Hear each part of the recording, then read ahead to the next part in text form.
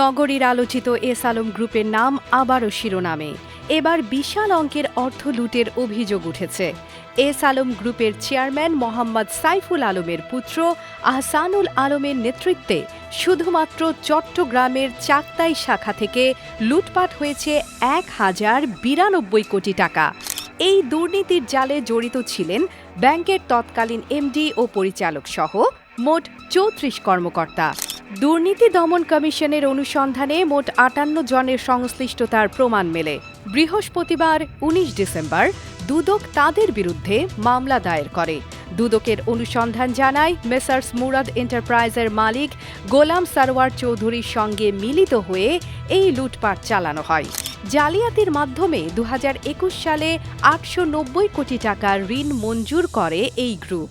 ২০২২ সালে ঋণ পৌঁছায় ১,০০০ কোটি এবং ২০২৩ সালের ৭ নভেম্বরে ঋণ পৌঁছায় ১১০০ কোটিতে, যার মধ্যে ১,০৯২ কোটি টাকা আত্মসাৎ হয়েছে বলে দুদকের অনুসন্ধানে প্রমাণিত হয়েছে।